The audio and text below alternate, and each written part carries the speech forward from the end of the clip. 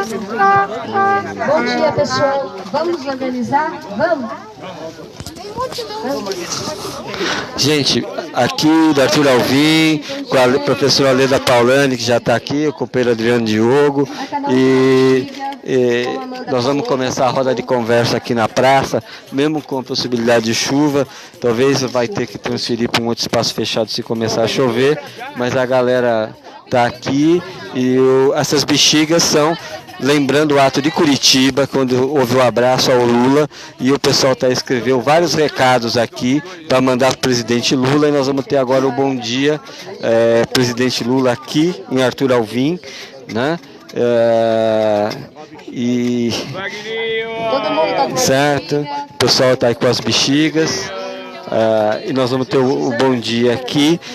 E se chover, nós vamos ter que mudar de espaço aqui, não vai ser mais na praça, um espaço que aqui é 200 metros, a gente talvez tenha que parar a transmissão e depois voltar, tá? Então,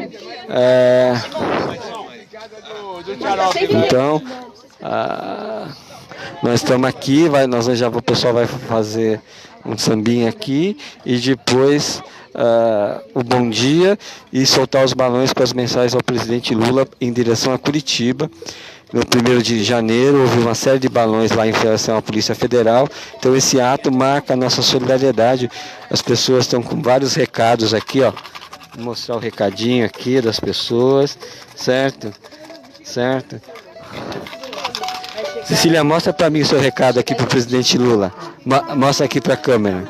Mostra aqui, ó, para a câmera. Para expressar a minha vontade de mudança. Exatamente na janela do Lula. Aqui os recados aqui que a galera tá fazendo aqui pro Lula, olha aqui, certo?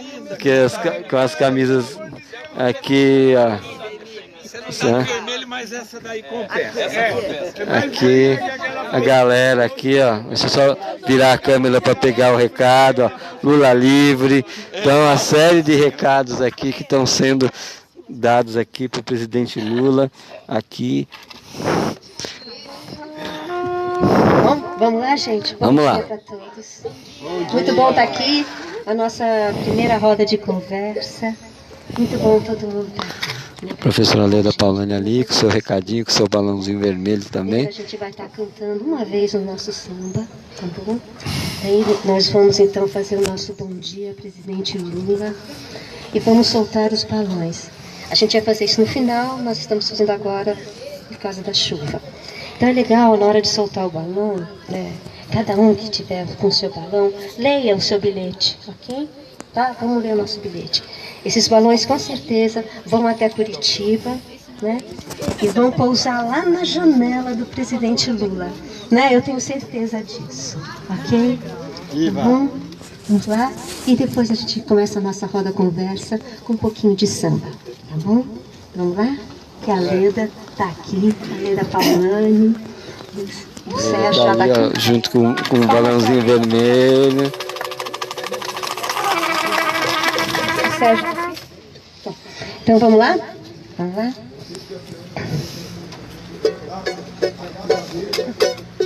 Todo mundo sabe a letra?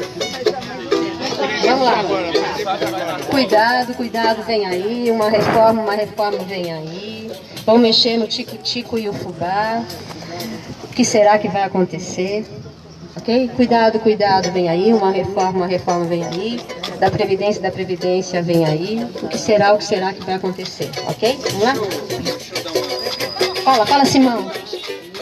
Eu ia dar uma sugestão que depois desse evento, como a garoa está chegando, que a gente pudesse caminhar até o nosso espaço aqui na rua de trás. Pode ser, não?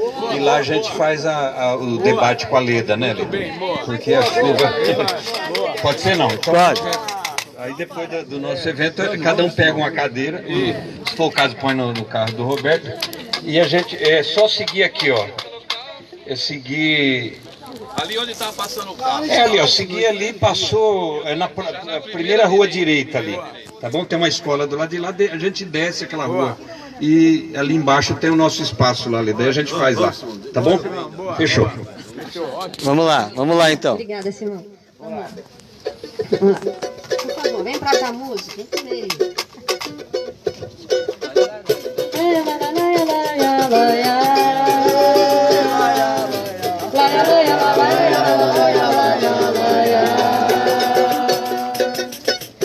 cuidado, e cuidado, e cuidado, vem aí.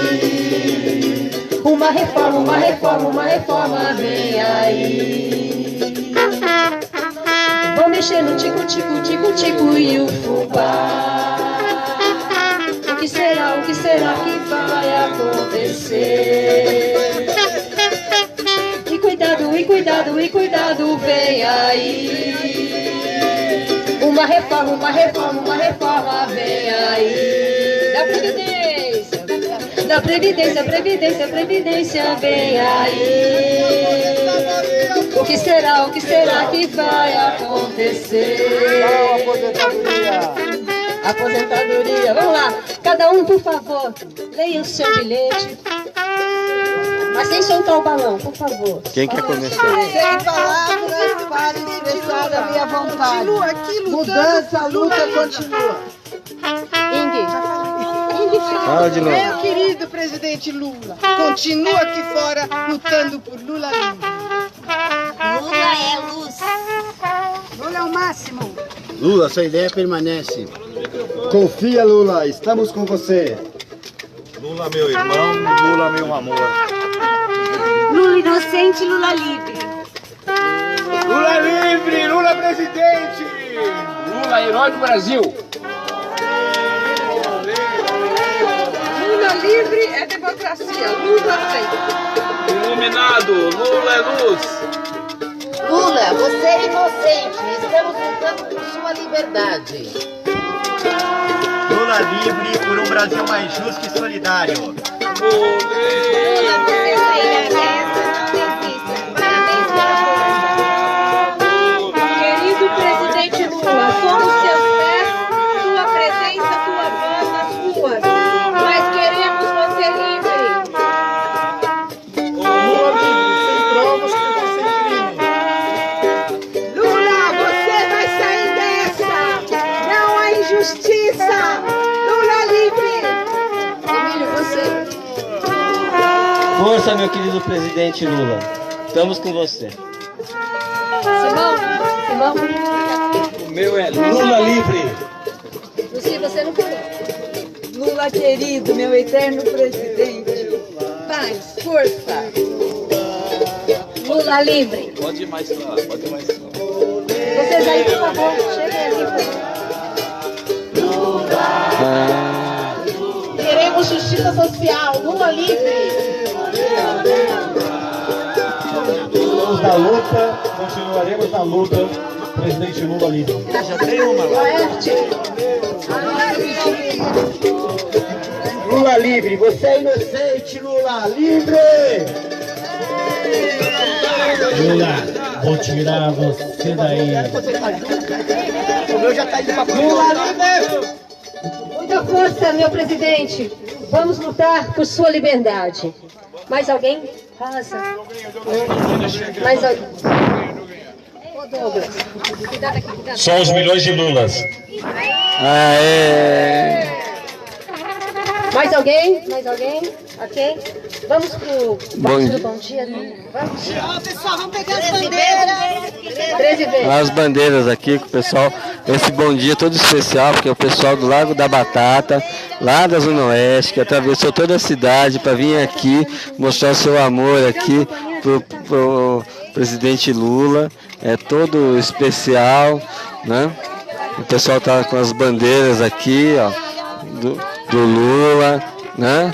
Com os balãozinhos, que é uma demonstração de amor, porque a nossa luta é pela liberdade do Lula e pela defesa dos nossos direitos, que a reforma da Previdência aí vem para tirar, né?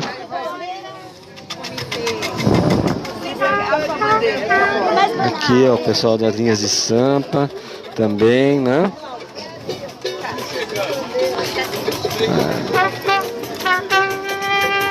E aí, vamos soltar os balões? Pera aí, deixa eu fazer o... Espera um pouquinho. Deixa eu ter os 13 bom dias aí. Depois dos 13 bom dias, a gente solta os nossos balões, ok? Somos aqui vários coletivos, né? Que coletivos estão aqui? Coletivo Resistência, Coletivo Flores pela Democracia, Comitê. Garantia de luta. Comitê Popular Lula Livre da Zona Oeste. Flores da Resistência presente. Solidária Artistas presente. Marighella. Coletivo Marighella. Comitê Marighella presente. Isso aí? Vamos lá? Circo da Zona Leste. Círculo. Círculo da Zona Leste. É o círculo? É o círculo, Simão? Zona Leste, garantia de luta. Comitê dos Coletivos pela Democracia Lula Livre. Somos todos nós, ok? Simão, por favor.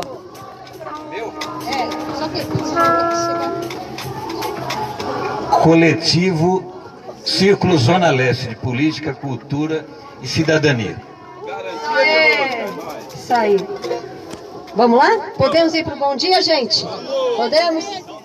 13 vezes, ok? Vamos contar. 1, 2 e já. Bom dia, presidente Lula! Bom dia, presidente Lula! Bom dia, presidente Lula! Bom dia, presidente Lula! Bom dia, presidente Lula! Bom dia, presidente Lula! Bom dia, presidente Lula! Bom dia, presidente Lula! Bom dia, presidente Lula! Bom dia, presidente Lula! Bom dia, presidente Lula! Bom dia, presidente Lula! Bom dia, presidente Lula! Altos só soltando os balões aqui, ó.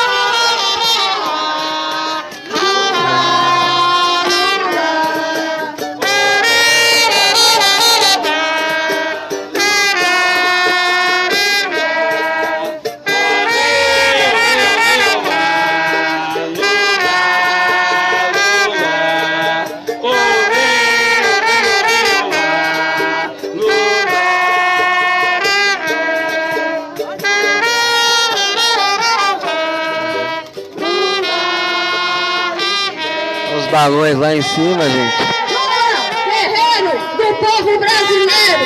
Lula, guerreiro do povo brasileiro! Lula, guerreiro do povo brasileiro! Lula, guerreiro do povo brasileiro! Lula livre, Lula livre! Não tem prova, não tem crime! Lula livre, Lula livre! Lula preso político! Lula preso político! Lula preso político! Lula preso político! Vamos lá pra Curitiba! Olha os balões todos lá. Na janela do Lula. Bom, vamos pedir aqui pro Adriano Diogo, aqui, nosso comandante, falar um minutinho aqui. O que você achou desse ato? Ótimo, ótimo, ótimo, ótimo. Simão. Achando ótimo. Então vamos. Ótimo, ótimo, ótimo. Roberto, a gente fica aqui, por enquanto tá bom aqui, vocês não acham? Leda, o que você acha? Mas você acha, mas tá bom. Tá bom. Bom, gente, Vamos lá, início do Evangelho, vamos fazer uma tenda pra mim. Eu vou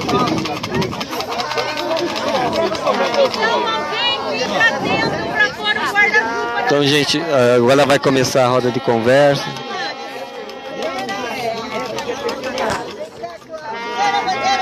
Então, o pessoal está recolhendo as bandeiras aqui. Acabou o bom dia. Então, pessoal, vamos colocar as cadeiras mais próximas. o pessoal já vai começar a roda de conversa aqui para o professor Leda Paulani falar.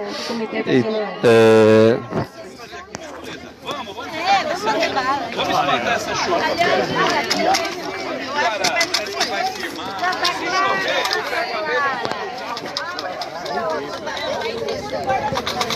Ave Maria, Cadê a porta-bandeira?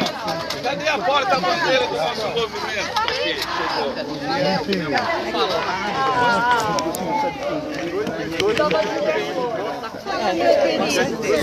Galera, vai começar aqui a roda de conversa. O pessoal estava discutindo se ia ficar na praça ou não devido à chuva, mas eu acho que vai começar. Então, vai ser aqui mesmo. O pessoal está querendo ficar na praça. Nós estamos tendo ali, ó, na ala da Nenê saindo para o carnaval.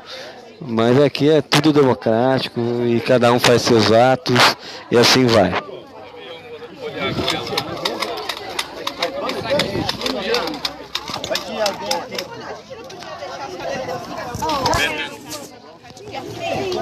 Roberto, pede pra Leda sentar ali, ó. pessoal, vamos se ajeitar.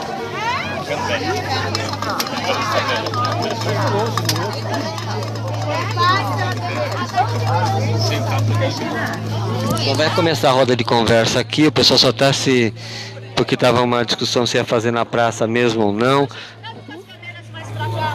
Então... Cecília,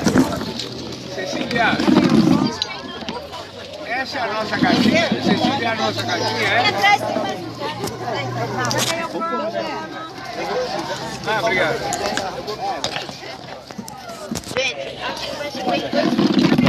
Gente, vamos começar. Vai lá. Vamos começar, gente, por favor. Vamos lá. Vamos lá. Leda, eu vou ter que trazer o som.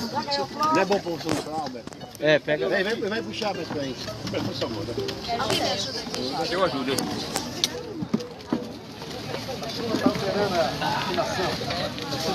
Acho que é muito próximo dela também. Põe mais no meio, Alberto. O fio é grande. Põe mais no meio. Isso aí. Aí, cabra da peste.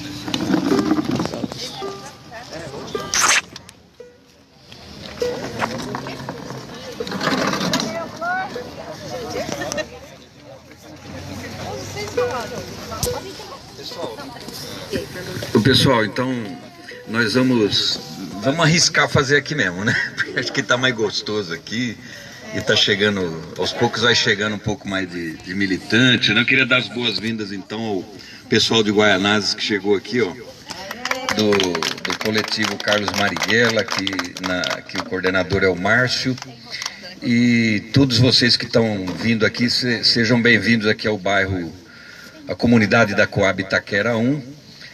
Nós quisemos fazer nessa praça porque essa praça é simbólica para nós. Essa praça foi uma conquista, fruto de uma luta da comunidade aqui, né? Aqui teve, nos anos 80, teve um assassinato de uma menina que foi estuprada e encontramos o corpo 2 dias depois, porque era um terreno baldio, tinha um campo de futebol aqui, mas nas laterais, né? Então o povo foi para cima, na época era o governo Mário Covas, e reivindicamos que fosse feita uma praça aqui, né, para ter shows, para o espaço para a criançada, comícios, espaço para a juventude, para os idosos, então as senhoras que quiserem. Então assim, essa praça, e depois nós fomos reformando. Na gestão Erundina nós conseguimos fazer o palco, reformar aqui, e sempre foi tendo alguma melhoria, né? Então aqui é muito simbólico. E o nome dessa praça chama Dilva Gomes Martins, porque a Dilva foi fundadora do Partido dos Trabalhadores aqui no bairro, foi militante do movimento de saúde, era catequista da igreja aqui, né, da nossa comunidade. A Dilva foi uma lutadora, era uma inspiração para nós. Infelizmente ela sofreu um atropelamento aqui na rua de baixo. Ela estava distribuindo folhetos dessa filipeta que o Emílio fez para divulgar nosso evento. Ela estava distribuindo, chamando para uma reunião do Conselho de Saúde aqui do bairro, né? A Terezinha que está aqui. Cadê a Terezinha, hein? Aqui! A Terezinha Paparazzo Félix, era colega da Dilva e também do Movimento de Saúde, além da Pastoral Operária, Leda. Então a Dilva foi uma colega nossa e depois nós resolvemos homenageá-la dando o nome dessa praça aqui, né? Então sejam bem-vindos e vamos ouvir a Leda, porque assim, por que nós escolhemos esse tema, reforma da Previdência? Porque essa é a menina dos olhos do mercado. Eles querem fazer a ferro e a fogo essa reforma para agradar os banqueiros. A Fiesp, o setor empresarial da indústria, etc., já tiveram a parcela deles, já receberam o quinhão, que foi a reforma trabalhista, né? Com 115 mudanças que fizeram lá. Então, agora é a reforma da Previdência. E eles querem gastar milhões agora, como o Temer fez, para enfiar água abaixo essa reforma que vai, como a Leda disse ontem, na entrevista que ela deu para a Rádio Brasil Atual, não só vai prejudicar as gerações futuras, mas quem está na ativa hoje, quem está trabalhando hoje também vai sofrer, né? É lógico que nós temos os temas das privatizações, nós temos vários outros temas, mas esse da reforma da Previdência é algo que nós temos que conversar com o povo. E a ideia hoje aqui dessa aula pública é a gente ter informações, a Leda pode nos ajudar um pouco mais, para a gente sair, conversar com o povo e conversar, tá certo? E não podíamos ter esquecido do nosso companheiro Lula, que daqui para abril nós vamos ter que fazer muita atividade de rua, muita conscientização para esclarecer o povo, e temos que tirar o Lula de lá, né? Também queria agradecer o pessoal lá da paróquia Nossa Senhora do Carmo, Vinícius, a companheira Aline. O Padre Paulo Bezerra falou que não podia vir, Adriano, e pediu para que eles viessem. Então a gente tem aqui, não só o pessoal aqui da comunidade nossa, mas, né? Vamos lá então, e saudar aqui o companheiro Adriano Diogo, agradecer os jornalistas livres, agradecer todos os coletivos que estão aqui, tá bom? E, no limite, se cair muita chuva, a gente pega as cadeiras e corremos lá para baixo. A Leda, e obrigado, viu? A Leda saiu lá do Sumaré para vir aqui para nos brindar com as suas análises, né? É de um outro coletivo lá do Matheus. Obrigado do pessoal do... Como que chama o coletivo lá, Igor? O Muda, né? Obrigado, viu? Igor e a Tamis. Só para te falar, o Sérgio Antiqueira, presidente do sindicato do Sindicep, ele me ligou agora de manhãzinha, teve um problema, falou que vai tentar vir ainda, passar aqui, mas teve um problema pessoal, ia tentar ver se vinha alguém no lugar, mas lembrar que os municipais estão em greve para revogar e tentar reverter também a reforma. Na verdade não é reforma, é um confisco, né, salarial, que enfiaram a mão no bolso dos funcionários municipais. Não era esse o nosso projeto, tem muita mentira aí em cima é o Haddad que mandou esse projeto. Não, eles deturparam completamente o projeto que foi enviado para lá, mas toda a solidariedade aos municipais que estão em greve, toda a força para eles aí, que tenham êxito na sua atividade. Leda.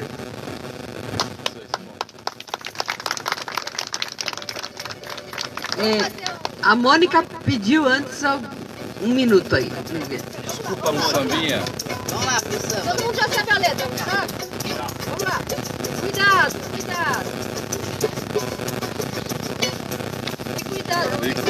Cuidado, vem aí. Uma reforma, vem aí.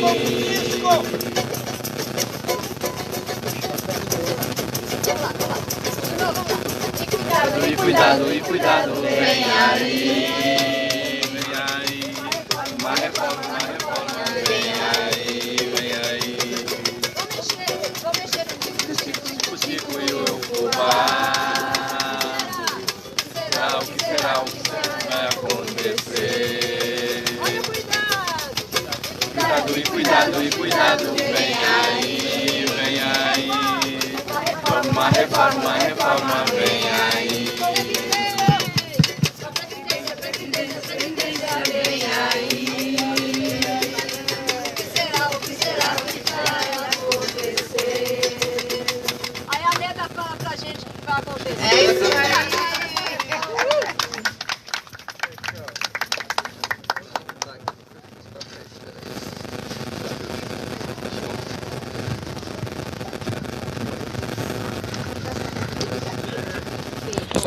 Está se preparando? Então vai começar aqui. Bom dia a todas e todos.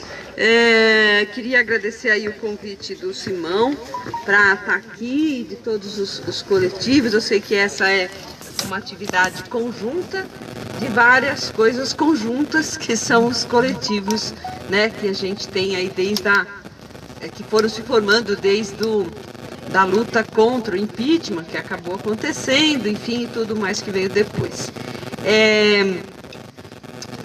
O Simão, quando ele fez a sua introito aqui dessa discussão, ele disse que a reforma da Previdência é a menina dos olhos, né, do sistema financeiro, né, que, no caso, o setor produtivo já teria sido contemplado, de alguma forma, com a reforma trabalhista, que foi aprovada no governo Temer, né, e com a lei de terceirização e tudo isso. Então, o que eu vou fazer aqui? Eu vou tentar explicar para vocês por que a reforma da Previdência é a menina dos olhos do mercado financeiro, né? Para explicar isso, a gente precisa antes entender o que são os regimes previdenciários, né? Existem dois tipos de regimes previdenciários. Tem um regime previdenciário que é o chamado regime de repartição. Que regime é esse? É o regime que a gente chama de regime geral da Previdência. É o regime do INSS, né? Qual é a lógica dele? Como é que ele funciona? Ele funciona assim. Aqueles que agora estão trabalhando, né, geram renda para si mesmo e para aqueles que já trabalharam, né? Por isso é um sistema de repartição. Ele tem, portanto, uma lógica que tem como princípio a solidariedade intergeracional, né? É uma espécie de compromisso social de que aqueles que estão hoje na ativa reconhecem que aqueles que já trabalharam lá atrás têm que continuar a viver, etc. Também pode ser o regime de repartição um mecanismo de solidariedade social. Também pode ser, a depender de como ele é desenhado, né? Se você fizer um desenho de que aqueles que têm renda mais elevada paguem mais, né? Essas rendas mais elevadas vão permitir que aqueles de renda mais baixa tenham uma aposentadoria melhor do que aqueles teriam na ausência desse expediente, né? Desse elemento dentro do desenho do sistema. Enfim, ele é um regime que tem como princípios, né, a coletivização e a solidariedade. E, lógico, ele tem quase sempre um caráter obrigatório, ele tem o Estado como avalista desses recursos. Esses recursos são recolhidos, né, são contribuições para o regime. O Estado administra e ele também se encarrega do pagamento das previdências para as pessoas que se aposentam. Bom, só para vocês terem uma ideia do que significa o INSS, ele é hoje o maior regime de previdência no sistema de repartição do mundo, né? Pelo tamanho do Brasil e pelo fato de que aqui, né, realmente, o Estado sempre foi uma peça fundamental nessa questão previdenciária, né? Diferentemente da história de outros países, né? Quem inventou isso? Um sujeito alemão chamado Bismarck, lá no século XIX, né? Ele começou a criar com a ideia de que a sociedade tem que se responsabilizar como sociedade por aqueles que têm menos condições, né? Então, menos condições por idade, por deficiência, por doença, por qualquer que seja o problema, né? Então criou gerou os princípios que deram origem a esse tipo de sistema. Então esse é o sistema que vigora hoje no INSS, né? Não existe nesse sistema um vínculo muito forte entre a contribuição da pessoa e o que ela recebe como benefício, né? Existe uma série de regras, mas o vínculo não é estrito, não é por contas individuais. Tanto é assim que os trabalhadores rurais que não contribuem, né, porque eles trabalham por empreitada, são boias frias, etc., eles têm aposentadoria garantida, né, pela Constituição de um salário mínimo. Bom, muito bem. E qual que é o outro regime? O outro regime chama-se regime de capitalização, né? Esse regime funciona numa lógica contrária ao regime que eu acabei de explicar, o regime de repartição. O regime de capitalização, ele funciona da seguinte maneira: você vai ter direito no futuro, rigorosamente, àquilo que você contribuiu quando você era contribuinte do sistema. É quase como se fosse uma poupança forçada, né, que você vai fazer e lá na frente, quando você não trabalhar mais, você vai usar o recurso dessa poupança para sobreviver, né? Qual que é a lógica, né? A lógica é que não existe, contrariamente ao outro regime, não existe nenhum tipo de solidariedade social, né? É simplesmente, são fluxos de poupança que vão se acumulando em fundos, e esses fundos têm que ser aplicados, né? Esses fundos têm que ser aplicados porque eles têm que render, eles têm que ter um rendimento para que no futuro os benefícios possam ser pagos, né? Muito bem. Por que isso interessa ao mercado financeiro, né?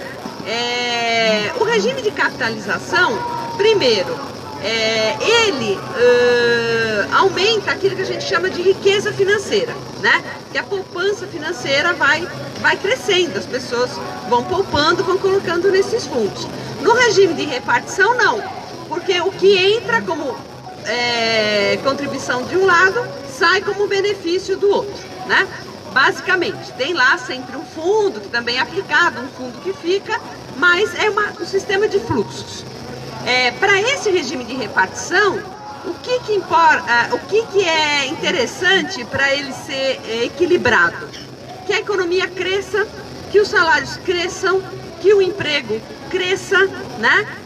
Porque quanto mais gente estiver contribuindo, quanto maiores forem os salários, né, tanto mais equilibrado estará esse sistema, né? Menor a probabilidade dele gerar déficits e coisas assim. Muito bem. No outro sistema, então ele joga numa lógica de aumentar emprego e aumentar salário, né? O outro sistema, ao contrário, né? O outro sistema ao contrário. Por quê? Por exemplo, esses fundos eles têm que ser aplicados. Então, o que é mais interessante para eles? Taxa de juro alta ou taxa de juro baixa? Taxa de juro alta. Só que taxa de juro alta mata o emprego. Taxa de juro alta impede projetos de investimento, impede o crescimento econômico, mata o emprego. Taxa de juro alta joga a favor daquilo que se chama de downsizing, né? Downsizing é enxugamento das empresas, né? O sistema também, para esse sistema de capitalização, é melhor que o valor das ações suba ou que o valor das ações desça? Suba. Então, para subir o valor das ações, tal como o mercado entende, é preciso fazer corte de custos, é preciso mandar gente embora, é preciso que as empresas sejam eficientes. Então, a lógica do sistema joga ele no lado da riqueza financeira, no lado, né, da valorização financeira, e não no lado da produção, no lado do investimento produtivo, no lado do emprego e no lado dos salários. Bom, então o sistema financeiro tem dois interesses muito claros nesta reforma. O primeiro por quê? É porque a despesa previdenciária é a maior despesa do governo, né, do Estado brasileiro, junto com o pagamento de juros. Isso ninguém fala, né? Mas junto com o pagamento de juros. O que se gasta com o pagamento de juros da dívida, mesmo agora que a taxa de juros está bem baixa, né, é semelhante ao que se gasta com a Previdência. Muito bem. como as contas públicas estão problematizadas por causa da recessão, né? A gente começou a ter aquilo que se chama de resultado primário negativo em 2014, né? Mas foi bem pequenininho e depois foi crescendo, né? O que começa a aumentar? Aquilo que se chama de relação dívida-PIB, né? É o estoque da dívida pública sobre o valor do produto. Vou botar aqui. Sobre o valor do produto. Isso começa a colocar todos aqueles que detêm riqueza financeira a botar as barbas de molho, né? Por quê? Porque começa a crescer muito rápido essa relação e, eventualmente, colocar em xeque os direitos que essa riqueza financeira tem de receber os seus rendimentos, né? Obrigada. Gente, eu vou pedir só um minuto para eu tirar isso aqui que está me dando um calor danado. Está esquentando. Estava meio chovendo, deixa eu melhorar.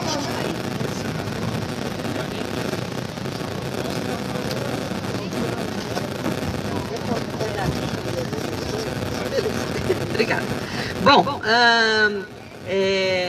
que eu estava falando? Sim, então, esse é o primeiro interesse, né? O crescimento da relação dívida-PIB ameaça a riqueza financeira, né? Ameaça o quê? O rendimento da riqueza financeira. Então, eles querem o quê? Reverter essa relação. Eles querem que as contas públicas voltem a ter resultados positivos para que a relação dívida-PIB caia e ameace menos a riqueza financeira, né? Agora, vejam bem, a Previdência não tem déficit, né? O regime geral não tem déficit, os regimes dos servidores sim, mas o regime geral não tem déficit. Isso foi provado pela CPI lá do Congresso e tudo mais.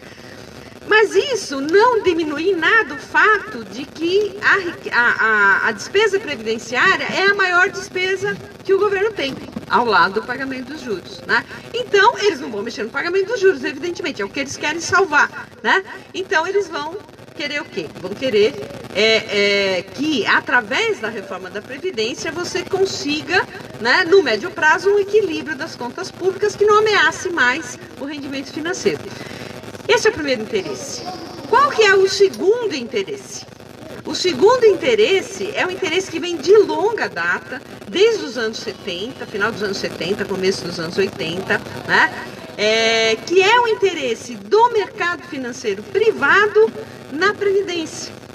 Porque enquanto o Estado toma conta, né, as pessoas não têm nenhum interesse, nem, digamos, incentivo para ir lá e comprar um plano de previdência privada do Itaú, do Bradesco, enfim, um plano qualquer de previdência privada. Existem grandes empresas que têm os seus próprios planos, né? Como tem a Previ, né, que é do Banco do Brasil, tem a Petros, que é da Petrobras. Aí são fundos fechados. Você, para estar dentro daquele fundo que funciona com regime de capitalização para complementar o salário que o INSS paga, né? Você tem que ser funcionário, ou do Banco do Brasil, ou da Petrobras, depende do fundo, né? Mas quem não trabalha numa grande empresa, quem trabalha em qualquer outro lugar que não tenha isso, né? Se não tiver uma garantia firme do Estado, ele vai ter que se virar e vai ter que comprar um plano de previdência no mercado privado. Então existe um enorme mercado de previdência no Brasil, que não existe para o setor financeiro privado, porque ele está dominado, vamos dizer assim, ele está monitorado pelo Estado e garantido pelo Estado de alguma forma, né? Então, todas as reformas, elas vão no sentido, eles dizem assim, precisa salvar a Previdência. Não, eles não vão salvar a Previdência, vão destruir a Previdência. A intenção é reduzir, né, o máximo possível a importância do regime geral, né, e o poder que ele tem de gerar rendimento para os aposentados, para que se viabilize, né, o mercado privado de previdência. Então, o Simão tem toda a razão, quer dizer, a reforma da Previdência é a menina dos olhos do sistema financeiro, e as razões são essas duas razões fundamentalmente. Uma razão que tem que ver com o estoque já acumulado de riqueza financeira, que fica eventualmente colocado em xeque por conta do déficit público, e a Previdência é a maior despesa do governo, ao lado do pagamento dos juros, né? E de outro lado, abocanhar, né, esse mercado que hoje não existe, né? Não existe esse mercado, praticamente não existe, ele é muito pouco dinâmico, né?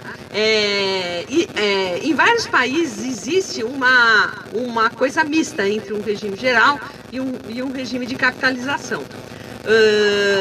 Aqui, pelo que se sabe da reforma que está sendo proposta, bom, primeiro, a reforma que está sendo proposta é muito mais draconiana do que aquela que o Temer mandou e que já foi, inclusive, amenizada muito pela comissão do Congresso lá e tal, né?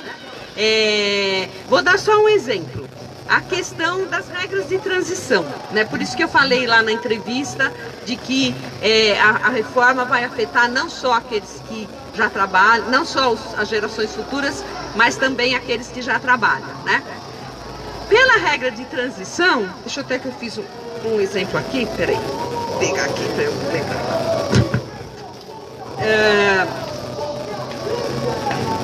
Então,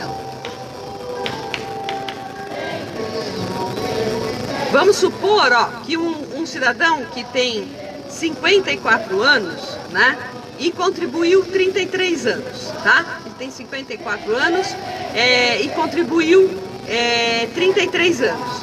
Então ele pode se aposentar em 2 anos, porque hoje a aposentadoria é por tempo de serviço, né? Então em 2 anos ele pode se aposentar. O que o Temer propôs, né? Que para esse cidadão ele te pagasse um pedágio. O pedágio é 50% do tempo que falta para ele poder se aposentar. Quanto é 50% de 2 anos? 1 ano. Então, ao invés de ele se aposentar em 2 anos, ele vai se aposentar em 3 anos. O que vem nesta proposta do Bolsonaro é o seguinte. E aí a comissão no Congresso já mudou isso para 30%.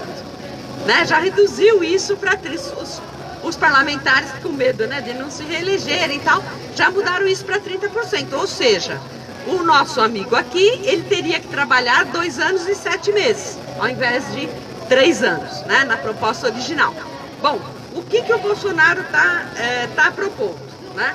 Ele está propondo que o João teria que entrar, o João é o nosso personagem aqui, fictício, né? O João... É o seu caso, pronto. Então, o Simão, aqui, vários. Muito bem. Então, ao invés de João, fica Simão e Chicão. Simão e Chicão. Bom, então aí olha só o que eles estão propondo. Eles estão propondo o seguinte, que eles teriam que entrar naquilo que se chama de 86-96. O que é o 86-96? Esses números para mulher e homem, a somatório do tempo de contribuição com a idade. Do tempo de contribuição com a idade. É um sistema que existe em vários regimes previdenciários do mundo, né? Que está um pouco na raiz daquilo que foi o fator previdenciário que o Fernando Henrique Cardoso introduziu lá na sua reforma em 98, né? E que reduziu muito a aposentadoria de muita gente, né? Ele introduziu esse critério para o cálculo do valor do benefício. Então, o que é essa regra 86-96? Então, no caso deles, são homens, o somatório da idade com o tempo de contribuição tem que dar 96. Mas o deles dá 87, porque é 54 com 33. Então eles vão ter que trabalhar 9 anos a mais. Certo? Esta é a regra de transição que está embutida no projeto aqui que o Bolsonaro, até onde vazou na imprensa, né, gente? Isso eu estou falando aqui, aquilo que foi vazado na imprensa, que saiu no Valor, né? E isso é uma das coisas. Então, são coisas muito draconianas, né? Muito pesadas e que, enfim, tem essa lógica toda aí. Estão querendo também reduzir muito o teto. O teto hoje dos benefícios é, acho que 9 salários mínimos, dá 5.800 e qualquer coisa, né? Isso, exatamente. Que dizem que é uma ficção, porque ninguém ganha isso, né, do INSS, porque põe isso, aquilo, fator previdenciário, não sei o que, ninguém consegue, só se o cara trabalhar até os 70 para ele conseguir esse valor. De qualquer maneira, eles estão querendo reduzir isso para uns 3 mil e alguma coisa, e aí pôr um regime de capitalização obrigatório. Né? O regime de capitalização obrigatório. Só para terminar, vou falar mais isso e depois a gente abre. Qual o problema dos regimes de capitalização? Esses bolos de poupança financeira, eles ficam ao sabor dos mercados internacionais, que são absolutamente voláteis, né? São sujeitos, ainda mais, hoje a gente tem, não dá para explicar para vocês aqui toda a razão disso, mas a gente tem aquilo que se chama de uma fragilidade sistêmica estrutural, que decorre do peso muito grande que a riqueza financeira tem no processo de acumulação de capital, né? Então hoje, todos os regimes de capitalização do mundo são assim, você tem a contribuição definida, mas o benefício não é definido. Então você vai pôr o dinheiro da sua vida numa poupança sem ter nenhuma garantia de quando você parar de trabalhar, que você terá a renda decente para você continuar a viver depois que parar de trabalhar, né? Na última crise financeira que houve, pesada, em 2008, só para vocês terem uma ideia, alguns dos maiores prejudicados com aqueles títulos AA+, né, tal, lá do AAA, lá do subprime americano, foram fundos de pensão italianos e espanhóis. Perderam bilhões e bilhões e bilhões. E, lógico, prejudicaram todos aqueles que são os mutuários. Pega o exemplo Simão Chicão, que ao invés dos 2 e 3, eu pedi o cálculo de chegar a 9, dá pra você dar uma de 9 anos. Repetiu o exemplo? É isso? Então, são 3 casos. Então, eles têm 54 anos, 33 anos de contribuição. Pela lei atual, quando eles fizerem 35, eles podem se aposentar, acabou, né? Porque a aposentadoria atual é por tempo de contribuição e para homem é 35 anos. Muito bem. Qual a reforma que o Temer propôs, né? Então mudar isso para colocar por idade também, porque no regime geral não tem aposentadoria por idade, é só no serviço público que tem, né? Então colocar por idade também, e a idade seria 65, 62, mas para fazer a transição daqueles que já estão no regime antigo, né? A ideia da proposta do Temer é cobrar um pedágio, né, de quem vai se aposentar antes da nova idade que vai ser colocada, que é 65. E como que vai funcionar esse pedágio? Esse pedágio vai ser de 50% do tempo que falta para ele se aposentar quando a reforma for aprovada e regulamentada, né? Então vamos supor, fazer uma conta para ficar mais claro, né? Vamos supor que então ele falta 2 anos, né? Então, se ele põe um pedágio de 50%, ao invés dele se aposentar com 56 anos, ele vai se aposentar com 57. A Câmara já baixou isso para 30%. Então, o pedágio será, nesse caso, de 30% em 2 anos, que daí uns 7 meses, mais ou menos. O que o Bolsonaro, a reforma do Bolsonaro está prevendo? Que todo mundo que esteja já no sistema antes da aprovação da reforma, o pedágio que ela vai pagar tem que obedecer a esse regime 86-96, que vai ser um regime gradual. Ano a ano ele vai subindo, até que chega em... não sei que ano aí, depois eu vejo, que ele vai chegar em 105, 105. Igual para mulher e para homem, né? 2000 e... Peraí, deixa eu ver aqui se eu acho. 2031.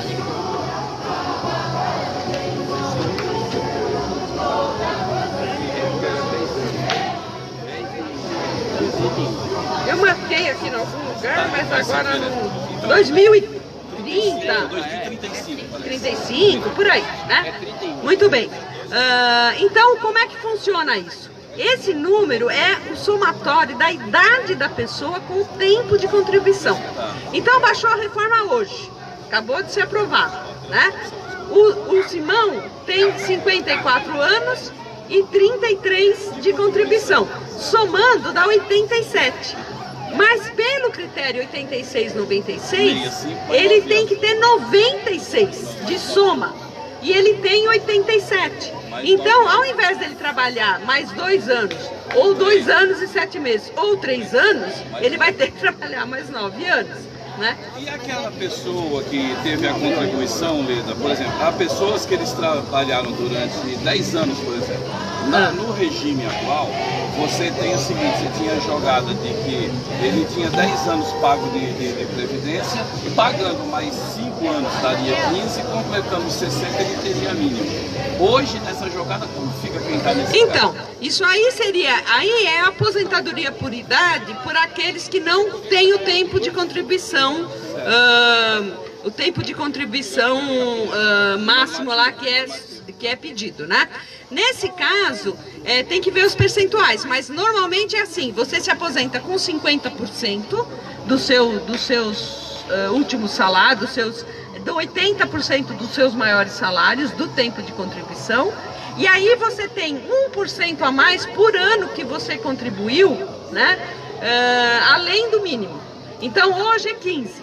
Se você contribuiu por 20 anos, você vai ter 50%, acho que é 51%, mais 5%, porque você contribuiu com 5 anos a mais, além dos 15%. Então você vai se aposentar com 56%. Hoje funciona assim, né? O que eles querem fazer? Aumentar esse mínimo para 25%. Esse mínimo vai de 15 para 25, quer dizer, todo mundo que pode ter 80 anos, se ele contribuiu 22 anos, 23 anos para o sistema, ele não tem direito a nada. Não tem direito a nada. Aquele que estava, por exemplo, na faixa de 14, vai levar a esse... E vai ter que pagar mais 9 anos para poder ganhar 55% do que ganhava. Pessoal, eu vou pedir para vocês levantarem as mãos para fazer as perguntas, porque todo mundo quer participar, né? E aí, como está sendo filmado o evento, né? Como a gente está divulgando, aí fala no microfone para a gente saber quais são as dúvidas e sobre o que a Leda está falando, tá bom? Você pediu para fazer, aí se apresenta e faz a pergunta para a Leda. Eu acho que não é nenhuma pergunta. Meu nome é Isabel, eu faço parte do coletivo Flores pela Democracia. E acho que nós já vimos essa questão na época da ditadura, eu me lembro que nós tínhamos 2 sistemas de capitalização, que era o Montepio e o CAPEM. E o CAPEM era muito, porque era militar, né? Capitalização militar. E chegou uma época que isso faliu. Então, as pessoas que contribuíam, claro que tinha o sistema que a gente já tinha garantido, a Previdência. Mas quem contribuiu perdeu tudo. E isso, eu acho que você já tinha dito, pode o banco chegar no final e falar, ó, falimos, ninguém vai ter aposentadoria mais. Não é muito sério.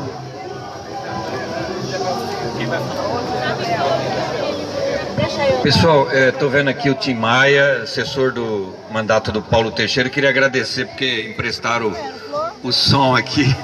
Eu vi o João Batista também, chegou o Marco Mendonça e a Vera, que são diretores de escola, e lá de São Miguel também, né? E então tá bem. O Adriano o deputado Adriano Diogo tá escrevendo aqui, tá bom? Os nomes de quem quer falar. Isabel, então, agora.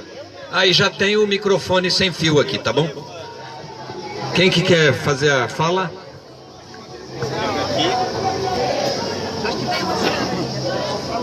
Alô, alô?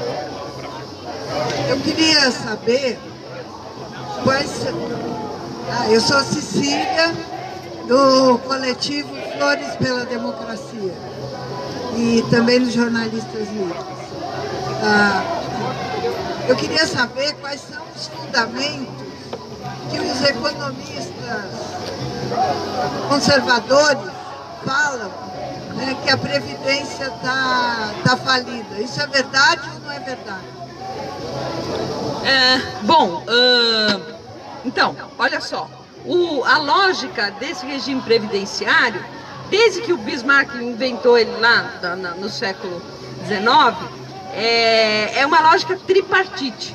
Você tem que ter a contribuição, uma perna é o trabalhador, tem que contribuir, a outra perna é a empresa, tem que contribuir, e a outra perna é o Estado. Primeira coisa que nas contas que se fazem, nunca põe a parte do Estado, né?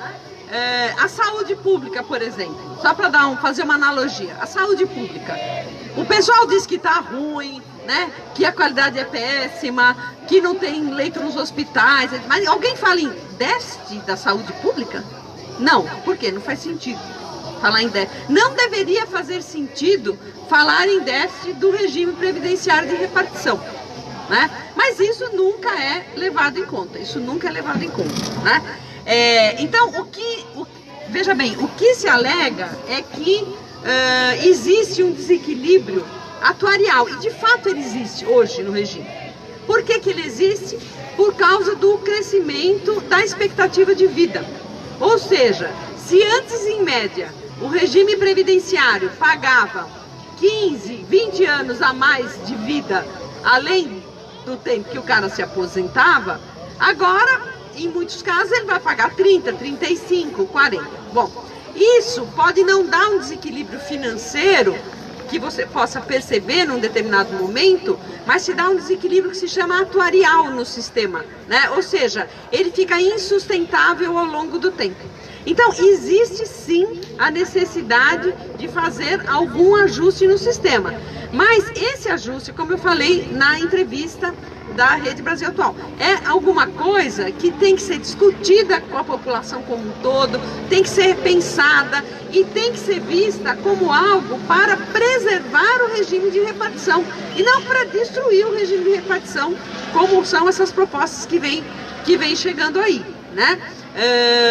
Portanto, esse vínculo que eles fazem entre, olha, se não tiver regime da Previdência é o caos, o Brasil vai acabar, está caindo no precipício, né? Vai ter hiperinflação, isso não procede, até porque todo mundo tem um pouco de senso e conhece os números, sabe que uma reforma da Previdência só vai começar a ter impactos de fato nas contas públicas, vai demorar algum tempo, né? Então, não é uma coisa que você possa mexer para salvar uma situação atual complicada das contas públicas, né? Então, essa relação, mas eles fazem por quê?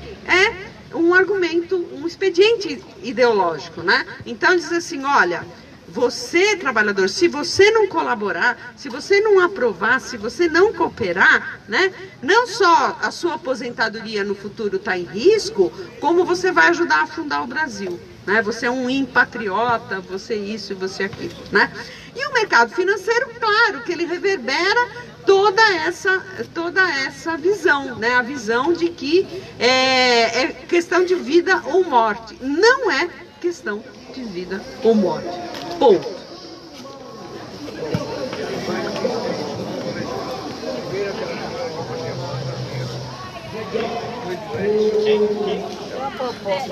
Alô?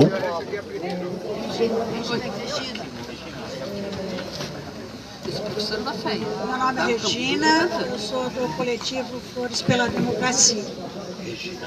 Leda, eu queria saber como é que fica a questão do judiciário, militares, do legislativo, porque eles nunca entram nessas reformas, eles nunca são tocados. E também a dívida que as empresas têm com a Previdência. Nada disso é cobrado. Quer dizer, mais uma vez, é tudo em cima da gente? Foi ótima pergunta, Regina, porque eu de fato me esqueci de falar, quando estava falando da questão, respondendo a pergunta da Cecília, né, se tem déficit, se não tem déficit, enfim, que também tem esse outro lado, né? Primeiro, você tem dívidas bilionárias do sistema financeiro com o regime geral, que vira e mexe são perdoadas. Há pouco tempo se perdoou uma bilionária aí, não lembro de qual banco, acho que do Itaú, né? Então você fala, poxa, mas não, tá em déficit, né? Tá falindo, tá, né? E aí você perdoa a dívida sob que critério, né? Qual a razão? Eles estão lucrando pouco, por acaso, né? Não, ao contrário, né? Você vê lá os bilhões e bilhões e bilhões que lucraram aí no último semestre do ano passado, os maiores bancos. Então é uma coisa que, quer dizer, lembrar isso que você lembrou é um argumento muito forte para a gente contestar esse argumento deles de que tem déficit, não sei o que e tal, e que precisa fazer a reforma, porque senão vai falir, né? Então é isso. Quer dizer, os trabalhadores têm que pagar, né? Tem que pagar, inclusive, com a insegurança com relação ao seu futuro, porque esse sistema que eles estão querendo implementar não garante nada para ninguém, né? Você fica ao sabor dos humores dos mercados financeiros, dos mercados de capitais no mundo, eu diria, porque hoje o mercado financeiro é um mercado mundial, né? Um mercado global.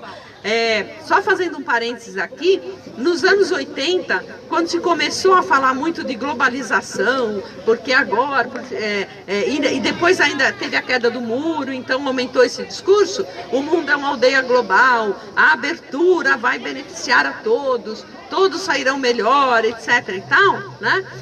A ideia era que a abertura financeira ia ser a panaceia de todos os males, e a abertura comercial é que era chamada de globalização. De fato, não teve essa globalização. A abertura comercial que a gente tem hoje é inferior à que existia antes da Primeira Guerra Mundial, por exemplo, né? E agora, a abertura que teve, de fato, a globalização que teve, foi a globalização financeira.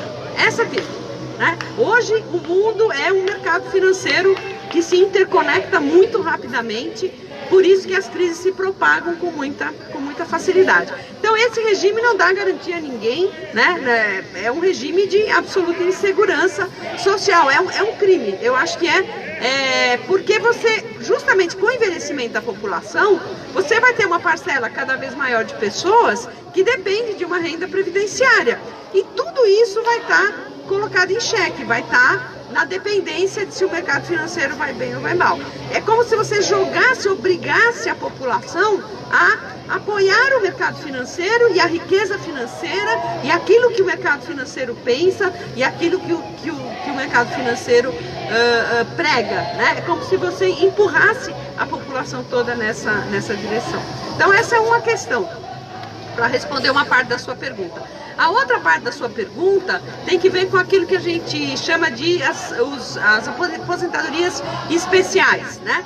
Bom, a dos militares é uma encrenca dos demônios para esse governo, né? Porque eles estão com os generais lá dentro do governo e, enfim, ir lá dizer que vai ter que, como é que se diz? Vai ter que botar na mesma régua os militares e a população em geral, né? Uma coisa que não faz sentido para eles. Então, não sei como é que eles vão sair dessa. E a ver, porque esse governo é muito hábil, né? Como a gente está vendo, uma habilidade fantástica, né? Então, vamos ver nos capítulos aí para frente o que vai acontecer.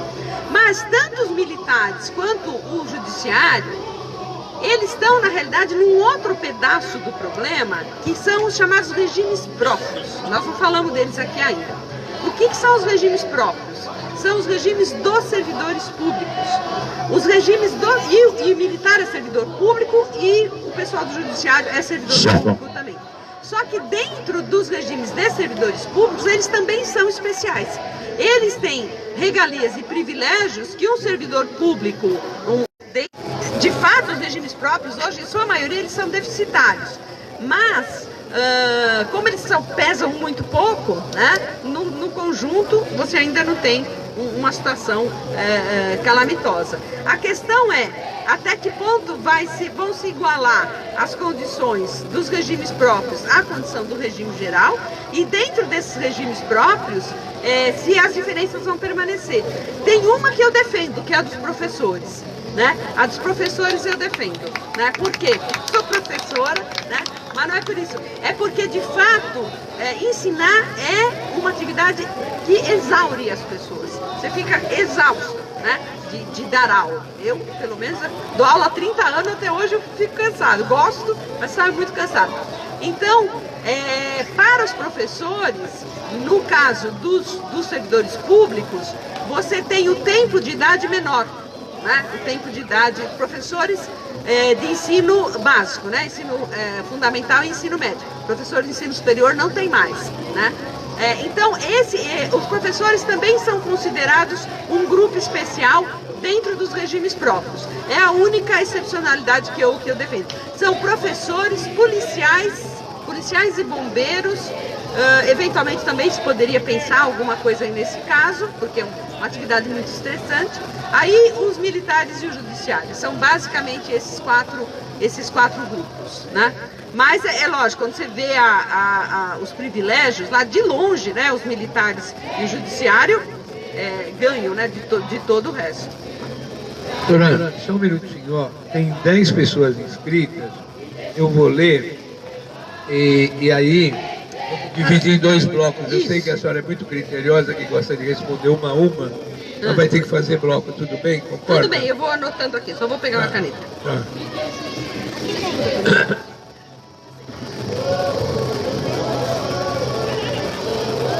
De repente, Adriano, uma questão de ordem, podia fazer o seguinte, né? De repente abrir mais umas 2, depois você leria os nomes. De repente, eu já vou ler os nomes. Contemplado. Já vou ler os nomes, espera um pouquinho. Por favor. O Edson, companheiro do coletivo Marighella, companheiro lá do Padre Paulo, o senhor, Amanda, a Lucinha, o Daniel e aquela senhora do coletivo Flores da Democracia lá. A Luz. Então, tudo bem? Essa é a ordem. Tem mais alguém inscrito? Posso seguir? Vamos lá, e aí a gente encerramos, tá bom as inscrições? Tudo bem? Tá bom. Então, bloco de 5 perguntas agora. Primeiro é o Edson. Pessoal, o pessoal que está aqui em volta na praça, bom dia para vocês. Nós estamos aqui com a aula pública com a professora de Economia, Leda Paulani, professora da USP, da Universidade Federal do ABC. Nós estamos conversando sobre essa tal da reforma da Previdência. O que é isso? Né? Eles estão com a propaganda enorme dizendo que o Brasil precisa fazer essa reforma, mas será que precisa? Quem é que vai pagar isso? Né? Então a professora está aqui respondendo perguntas depois que ela já fez uma explanação. Então vocês são bem-vindos aqui, que quiser se aproximar também e participar conosco. Bom dia a todas e todos. Eu sou o Edson, sou morador aqui do nosso conjunto da Coab 1 e milito no PT de Santana. Tá? O que eu gostaria que a professora explicasse é assim, no caso do regime de capitalização, quem seriam os administradores desse fundo? Qual a margem aproximada de juros? Isso é a depender do mercado, mas de rendimentos para isso. E que a senhora também falasse sobre algum regime já que tem como esse sistema de capitalização, o que aconteceu principalmente nesses países, né? Com os aposentados desses países, como o Chile, por exemplo. Marighella. Bela gravata, Márcio. Gostou?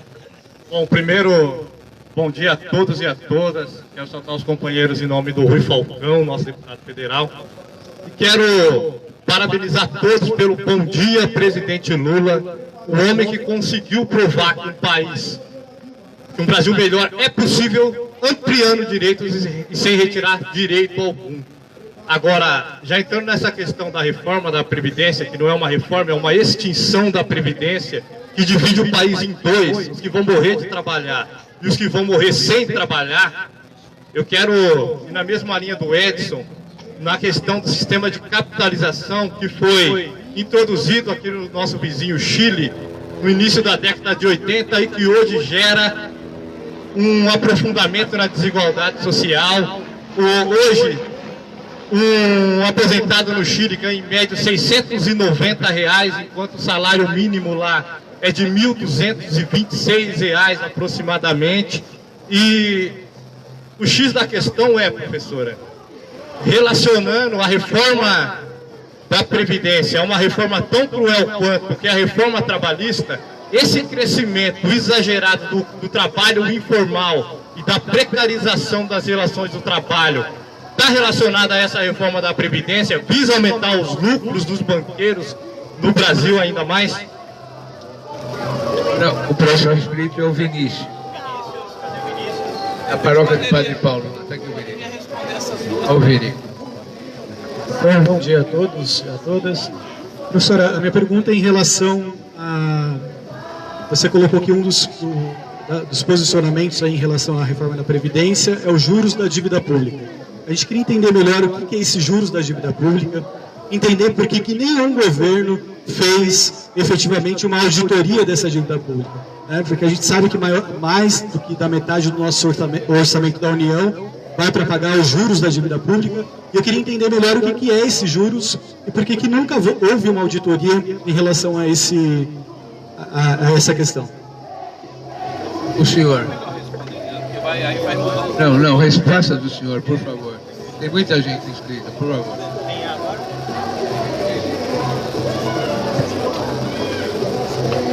Bom, novamente, bom dia a todos, Manuel Vitorino, né, do coletivo aqui Garantia de Luta, Simão aqui, Arthur Alvim.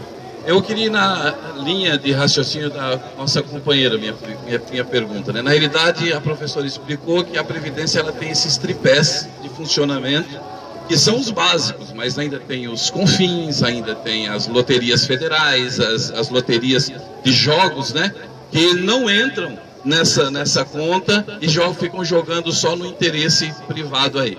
Eu gostaria, dentro disso que a senhora comentasse, né, que eles alegam essa deficiência, por que as nossas centrais sindicais, ou qual caminho nós teríamos para que as centrais pudessem chamar essa frente, chamar os trabalhadores pela qual elas representam, não é? Para que a gente fizesse manifestações públicas em relação a essa grande mentira que é a falência da Previdência, porque nós já é sabido de que os desfalques que acontecem nela também que ocasionam todos esses desmandos na Previdência, professor. A professora pode responder esse bloco. Fechou. Mas ainda tem mais 5 para o outro. Não, tem mais 5. Bom, Edson, cadê o Edson? Tá aí. Então, olha, quem vai administrar esse regime de capitalização, né, se ele passar? Na proposta, do que vazou da proposta, não fica claro. Mas conhecendo a linha, não fica claro se serão fundos criados, né, pelo Estado e administrados pelo Estado, ou se serão fundos criados pelo Estado e que será delegada a administração desses fundos para o sistema financeiro, né? Eu, conhecendo um pouco a perspectiva dessas pessoas, desses economistas que propõem isso, acredito que eles vão envolver o sistema financeiro nisso, evidentemente, né? É uma forma de conseguir fazer na pancada, né? Obrigatoriamente, aquilo que com a existência do regime geral você não consegue fazer. Então, abrir esse mercado. O que aconteceu nos países? Então, o Chile sempre é citado como país. O Paulo Guedes disse que, eu achei o máximo, o Paulo Guedes disse que hoje o Chile é uma Suíça, graças às reformas que foram implementadas pelo governo Pinochet, dentre elas a reforma da Previdência, né? Só que, ao que me conste, na Suíça não tem recorde de suicídio de idosos, né? Não estou sabendo disso lá. Não tem recorde de pobreza entre a faixa etária acima dos 65 anos. Então, tudo isso que está acontecendo no Chile, no fundo é porque essa reforma lá, que foi parecida com a que eles querem implantar aqui, né, tem uma base mínima, muito mínima do regime geral, e o resto é por repartição, né, o resto é por capitalização. Isso foi implementado lá em 1982. Então nós estamos em 2019, são quantos anos? 37? 37 anos. Então, na realidade, de uns 5, 6 anos para cá, é que essa reforma maturou no sentido previdenciário e atuarial. E o resultado tem sido esse, né? Um empobrecimento enorme, o índice de Gini deles lá está aumentando muito rapidamente por conta disso, né? E o desespero das pessoas que já são de fato muito idosas, têm lá seus 70 e tantos, 80 anos e se veem sem recursos para viver, né? Então, de fato, digamos assim, os antecedentes desse regime não são dos melhores, né? Eventualmente, pode ser até defensável se você tiver um regime de repartição forte, que garanta um mínimo razoável, põe um teto razoável, né? Que aproveite o regime para fazer, inclusive, né, uma solidariedade interclasses, você, para salários altos, crie muito altos, sei lá, 20 mil, 15 mil, 20 mil, crie um regime de capitalização, que é mais ou menos o que os estados e os municípios estão fazendo nos seus regimes próprios, né? Isso acho que eventualmente é defensável. Agora, você reduzir o regime geral para um mínimo irrisório, né? E aí, por exemplo, olha, e outra coisa que está embutida nesse projeto, eu esqueci de falar, é gravíssimo, é reduzir o benefício de prestação continuada dos idosos de baixa renda, dos atuais um salário mínimo para R$550.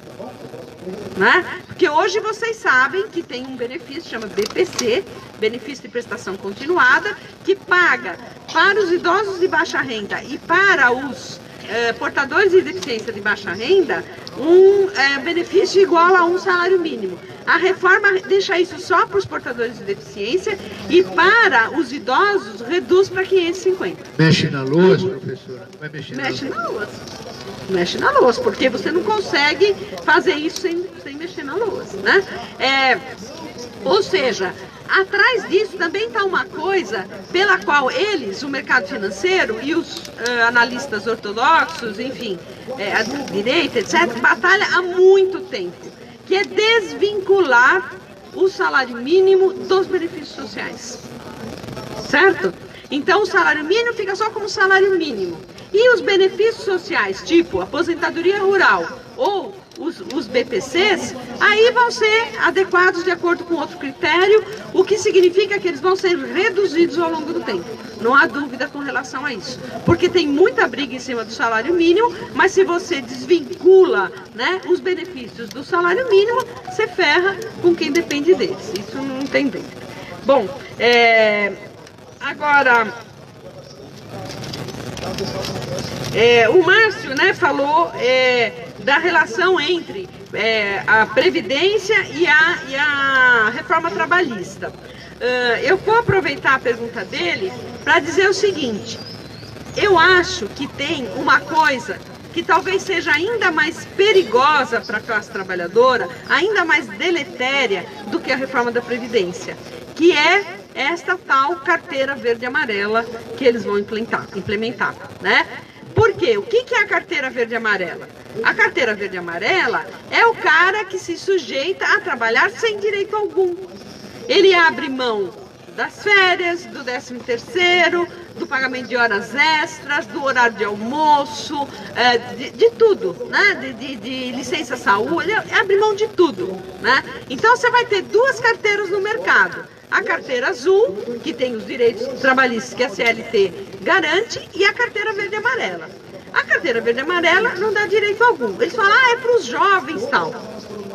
Que é para os jovens. Não é para os jovens. Se você tem um empresário, por exemplo, tem lá 300 funcionários, Ele preserva lá uns 30 ou 40 que são fundamentais para ele, chama todo o resto e diz assim, olha, agora vocês vão trabalhar aqui, não vou mandar vocês embora, mas vocês vão trabalhar com a carteira verde e amarela. Os caras falam, tá bom, pois vão perder o emprego? Numa conjuntura em que emprego, né, não se acha nem procurando com a lupa.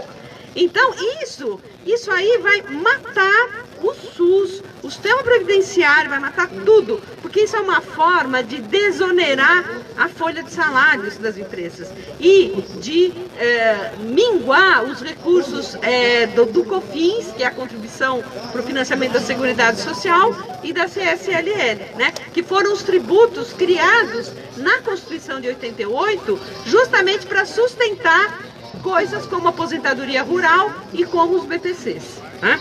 Então isso eu acho que é, assim, no médio prazo, ainda muito pior, talvez, do que a própria reforma da Previdência. Isso já estava anunciado na reforma trabalhista, né? Quando aquela coisa de o negociado prevalecer sobre o legislado, né, é uma coisa que faz exatamente isso. Ah, eu abro mão do meu horário de almoço, porque eu combinei com o meu patrão. Não combinou coisa alguma. O patrão foi lá e impôs, né? Antes isso era crime, agora passa a ser uma prática abrigada pela legislação, né? A questão do Vinícius, da dívida, né?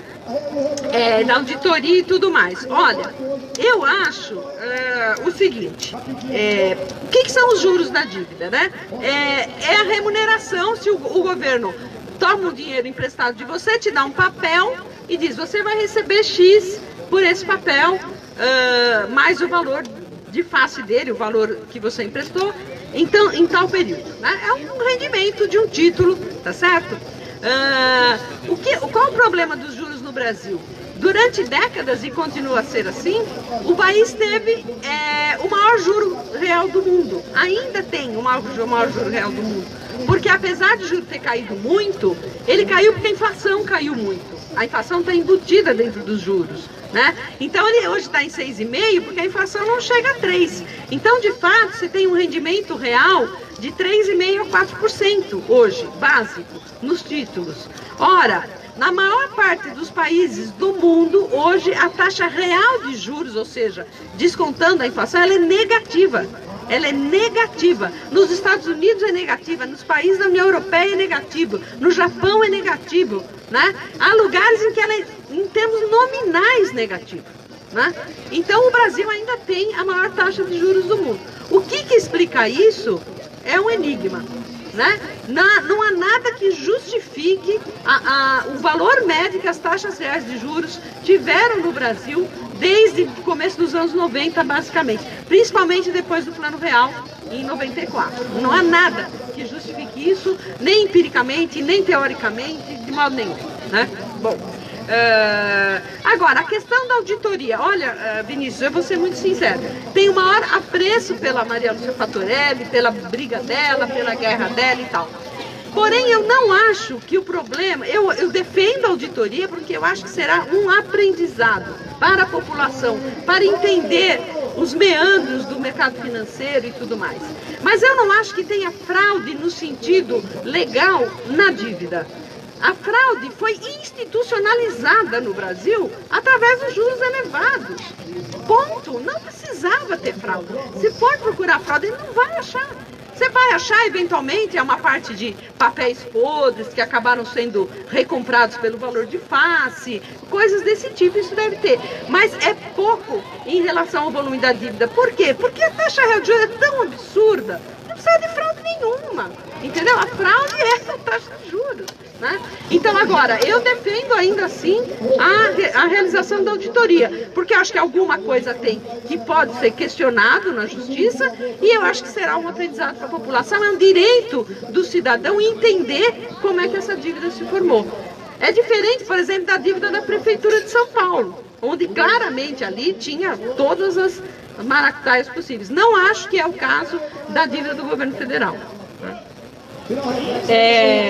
Bom, a questão do Manuel, acho que eu já falei um pouco, né? Essa coisa do Cofins e de... enfim, o dinheiro das loterias e jogos, aí ele vai mais para outras coisas, para o FAT, para outras coisas, não é propriamente a questão da Previdência. Agora, o caminho para centrais, gente, eu não sou politóloga, não sei o que responder, não sei qual será o caminho para centrais. Eu acho que tem que botar a boca no trombone, tem que ir para a rua, entendeu, gente? Sem rua, essas reformas vão passar todas, porque eles vão articular o Congresso lá e esse treco vai passar. Tem rua, né? Manifestação na rua, é isso. Aí eu acho que o papel das centrais é fundamental, né? Porque as centrais representam a defesa do emprego tal como a gente conhece, né? Do emprego com direitos, né? Nós vamos para outra rodada de perguntas, tá? E eu gostaria de lembrar sobre as centrais, foi perguntado aí pelo Manuel. Lembrando para todos que estão aqui, a gente vai ter uma assembleia popular chamada pelas centrais sindicais na Praça da Sé, dia 20 agora, tá bom? Quarta-feira. Então vai ter essa reunião lá a partir de 10 horas, é uma das primeiras atividades chamada pelas centrais para despertar na população a luta pela contra a reforma da Previdência que está sendo proposta aí pelo governo Bolsonaro. Tá ok, pessoal? Só um toque, independente se tem esse diálogo com as centrais, é um trabalho nosso, fala para as centrais não ficar marcando protesto na Paulista às 16 horas, porque às 16 horas o trabalhador está nas fábricas. Sim, tem. Vai ser quarta às 10 horas. Amanda, com a palavra. Amanda. É absurdo Amanda. isso. É absurdo. É só para eles. Só para eles. Só para diretor da central não existe manifestação. A Dilma foi derrubada na Paulista domingo às 10 da manhã.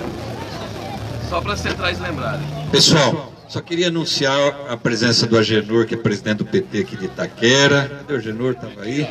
Está aqui, obrigado, Agenor. A Tami, Roberto, Igor também fizeram aqui uma exposição de fotos da história da luta pela praça, junto com a Ana. Quem depois puder dar uma olhadinha, tá bom? Também eu vi aqui o seu Laerte e queria agradecer muito o Vagninho, viu, Vagninho? Uma honra para nós ter o trompetista oficial do Lula Livre aqui com a gente. Gente, só queria pedir o seguinte, eu tenho que sair daqui sem falta a 1h30, porque eu tenho um outro compromisso, enfim, longe daqui. Então, só pedir para o pessoal ser breve nas perguntas. Não, a minha pergunta, inclusive... Seu nome, por favor? Amanda. Amanda. Eu sou do Comitê Lula Livre Zona Oeste. A minha pergunta já foi respondida, já foi contemplada, que era sobre a dívida, a questão da dívida pública, né? E eu só queria lembrar que esses impostos que o governo cobra, PIS, COFINS, contribuição social e o ISS, que é Imposto sobre Serviço, são enormes e a gente paga em tudo que a gente compra. Você pega a sua folhinha lá, o recibo do supermercado tem, a conta de luz tem, tudo. São quase 1/3 da conta de luz nossa é imposto que a gente paga, não são nem os empresários. Então tem muita coisa que a gente que paga, o PIS, o COFINS, a contribuição social e mais o imposto, né? Que no estado aqui nosso é 27%. Então a gasolina custa X mais 27%, também além do PIS e do COFINS. Mas já está tudo respondido. Obrigada. Você, a Lucinha, você, companheira Lucinha, abriu mão e você. Meu nome é Daniel, eu sou do DC Butantan e sou também do Comitê Popular Lula Livre da Zona Oeste. E eu queria perguntar para a professora Leda o seguinte: o governo usa essa ideologia de falar que as contas da Previdência não fecham, que tem um déficit e tal. Mas aí eu pergunto, jogando boa parte do pessoal para capitalização, boa parte dos recursos que viriam para a Previdência Social, através da contribuição, da carteira assinada, se você faz um regime de capitalização, você não vai aumentar ainda mais esse déficit, porque esses recursos iriam para a Previdência privada, para os bancos, para os fundos privados de aposentadoria. Então, como é que fica essa contradição?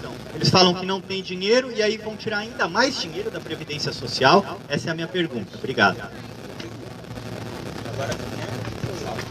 Eu sou Luci, do coletivo Flores pela Democracia. Minha pergunta é curtíssima.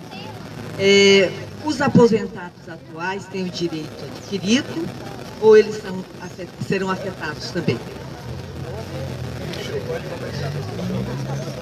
Fechou?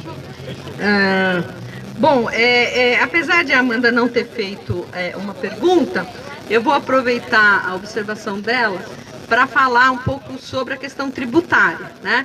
O que ela falou tem que ver com a seguinte questão. O Brasil tem dos regimes tributários mais injustos do mundo. Por quê?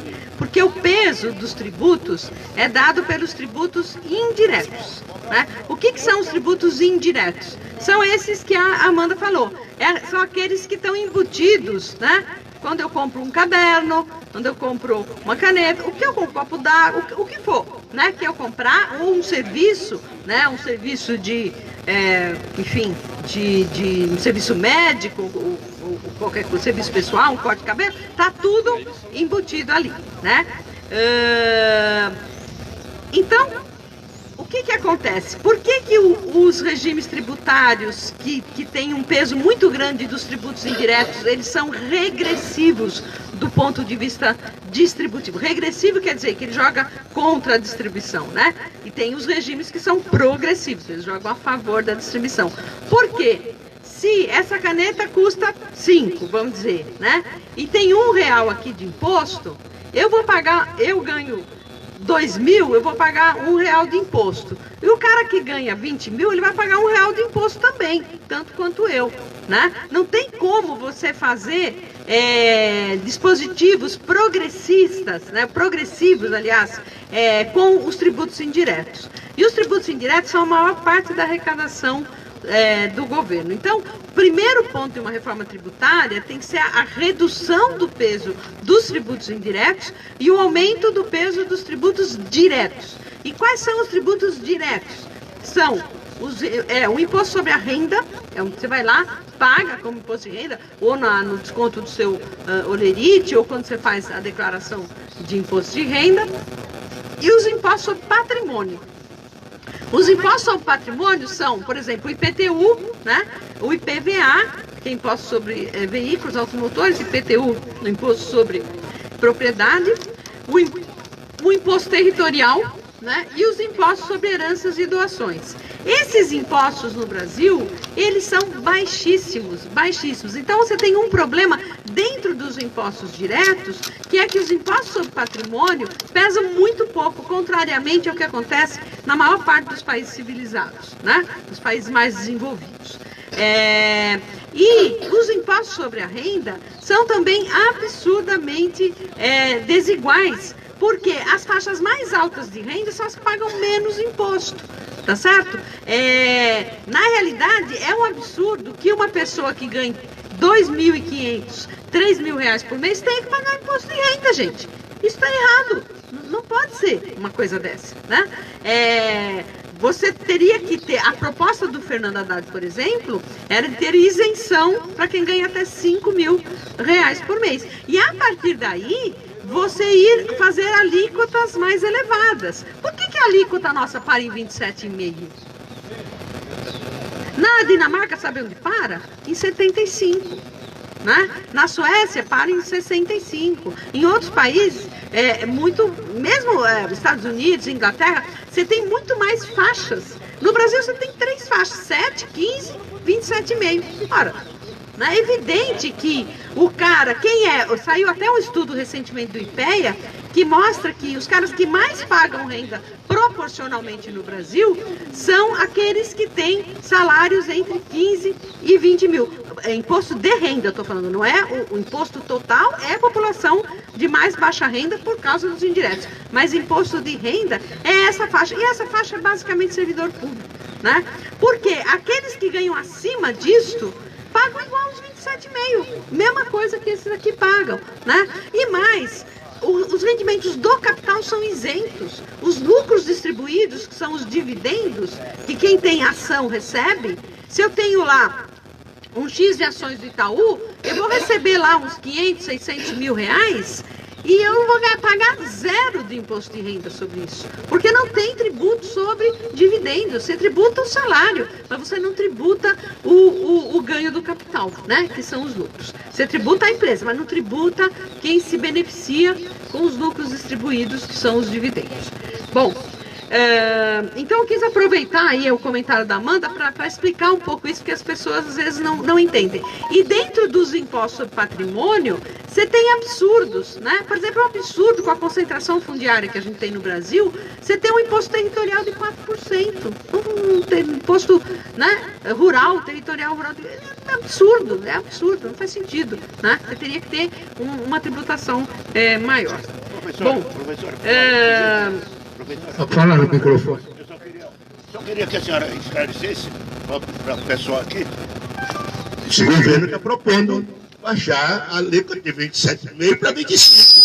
O que é? Esse governo está propondo baixar a alíquota. Claro, precisa esclarecer, porque senão a gente vai na contramão, né? Entendeu? A gente está contra, né? Não, claro, aliás, a proposta inicial do Paulo Guedes é absolutamente descabelada e maluca, que é de tributar todo mundo igual com 20%, todo mundo. O cara que ganha salário mínimo e o cara que ganha 100 mil reais por mês. Vai pagar todo mundo igual 20%. É tão maluco que, enfim, não passou lá nem na deles. Eles estão justamente, claro, porque existe, gente, existe uma tese, uma teoria, da qual eu discordo veementemente, que vem, enfim, de uma linha teórica que se chama Supply Side Economics, que é a economia do lado da oferta. Quem defende essa tese diz o seguinte, que você tem que tributar menos as rendas mais altas, porque aí o investimento aparece. Bom, nós vimos o que aconteceu com a política da Dilma, né? Desonerou a folha de pagamento e o investimento não veio e ela ainda foi empichada. Então, quer dizer, isso é uma conversa mole para boi dormir. Mas é nessa perspectiva que se faz esse tipo de proposta. Não, você não pode taxar muito altas rendas, porque daí não tem investimento. E eles vão investir onde? Eles vão investir na produção? Não, eles vão investir no mercado financeiro, né? Então não adianta nada, absolutamente nada. A questão do Daniel, olha, essa é uma grande questão, né? Que eles sabem disso, porque o que o Daniel colocou é o seguinte, tá bom, passou a reforma hoje, então todo mundo que entrar no sistema agora vai ter que fazer lá, vai ter um teto bem baixinho e vai fazer lá o regime de capitalização, né? Ora, mas essa contribuição de todas as pessoas que vão entrando no mercado deixam de ir para o regime geral da Previdência tal como ele é hoje, que em princípio ele não vai ser extinto. Eles vão dar um jeito de acabar com ele, mas não dá para acabar por decreto, né? Então o décimo vai aumentar? Lógico, claro, vai aumentar. Isso não é uma contradição? Mas isso só prova que a reforma da Previdência não tem nada que ver com a questão das contas públicas, da economia, da relação dívida-PIB, nem nada. Isso é uma coisa que está na mira e no foco dessa gente há muito tempo, pessoal, há muito tempo, né? Então, o que eles vão fazer é outras coisas aí para compensar esse negócio, mas vai aumentar o déficit da Previdência, sem dúvida, do regime geral, porque aí uma parte dos fluxos que deveriam ir para o regime geral vão para os fundos de capitalização e deixam de entrar no regime geral. O déficit vai tender a crescer e não a reduzir, né? Finalmente, a pergunta da Lucy, os aposentados atuais. Olha, Lucy, em princípio, né, não é juridicamente possível você mexer nos rendimentos daqueles que já estão aposentados, que já estão recebendo esse rendimento. Mas, em primeiro lugar, a gente vive no estado de exceção. Então, não dá para garantir nada, eu diria, né? Se de repente eles resolverem que os atuais aposentados vão pagar uma taxa de contribuição de 20% para equilibrar o sistema, Bom, ou o povo vai para a rua e derruba o governo, ou eles vão cobrar esses 20%. Absolutamente inconstitucional, fora de qualquer regra, fora de qualquer coisa, mas eu acho que a gente está no estado de exceção desde o impeachment da presidenta Dilma. Então, acho que tudo é possível. Oi? Já tem muita, eles estão cortando assim, muitas vezes sem nenhum critério, as aposentadorias por doença e tudo isso. Então, eu tenho conhecidos que trabalham no INSS e tal, e que dizem que realmente dá muito dó assim, das pessoas, né, que tem aquela renda tal e de repente deixam de ter, né? Inclusive BPC, né? Oi? Os atuais, já quem é aposentado atual já é taxado. Sim. Continua pagando, claro. Claro. Essa coisa de é uma excrescência isso que tem a nossa legislação, né? Mas pergunta, se arrepende, depois volta. Então ela tem direito, pelo que ela trabalhou para organizar isso. Imagina, eu não fui, foi a galera aqui, Moniquinha, Emílio. Eu só fiquei como espectadora disso aqui. Deixa eu falar, Leda, saiu essa notícia e depois uma errata sobre a notícia dos 600 bi que foram remanejados, que é dinheiro do INSS, da Previdência, enfim.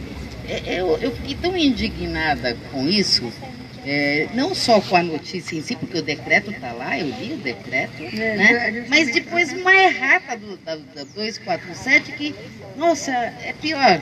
Sabe quando a emenda fica pior que o soneto? Porque cria uma confusão.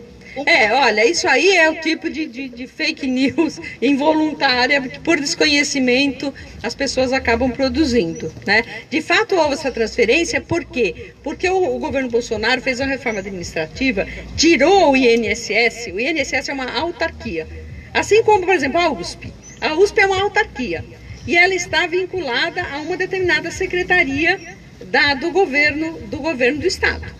Né? As autarquias, elas ficam sempre penduradas em algum órgão da administração direta, né? O Banco Central é uma autarquia e ele está pendurado onde? No Ministério da Fazenda. O IPEA, Instituto de Pesquisa Econômica Aplicada, é uma autarquia, está pendurado onde? Estava antes no Ministério do Planejamento, o governo Lula transferiu para o Ministério de Assuntos Estratégicos e não sei o quê. Né? O que aconteceu com o governo Bolsonaro? Ele tirou o INSS, que é uma autarquia, do Ministério do Desenvolvimento Social e pendurou o INSS no Ministério da Fazenda, porque ele quer dar todo o poder ao Guedes. Fazer isso significa que o Guedes tem o comando sobre toda a receita do governo. Antes não, antes ele só tinha o comando sobre a receita tributária da União, mas não tinha o comando sobre a receita do INSS, porque o INSS estava no Ministério do Desenvolvimento Social, sob o comando de outro ministro. Como o Bolsonaro fez essa transferência do INSS, do MDS, para o Ministério do MDS, que é o Ministério do Desenvolvimento Social, para o Ministério da Fazenda, o recurso foi para lá. É simplesmente isso. Por isso que o 247 comeu uma bola aí terrível, né? Não é que tirou o dinheiro da Previdência para destinar para outra coisa. Tem uma questão política aí que tem que ser discutida assim, isso a matéria do 247 podia ter explorado, que é o superpoder na mão de um neoliberal descabelado, como um louco, como o Paulo Guedes é.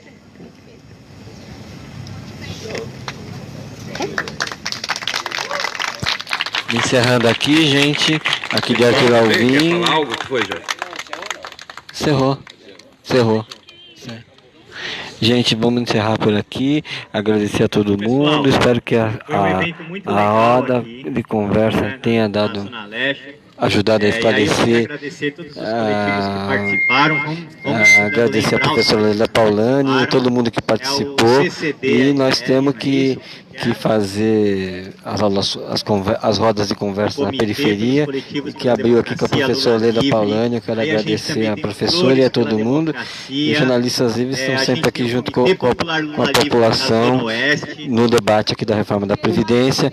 E amanhã nós vamos ter um evento com o Carlos Gabas, também retomando essa discussão da reforma da Previdência. E talvez uma conversa com o Carlos Gabas antes do evento dele. Então a gente pede para vocês compartilharem o evento e ajudarem. E bom dia e bom almoço para todo mundo. Uma perguntinha para a senhora. Peraí, Cecília, só um minutinho.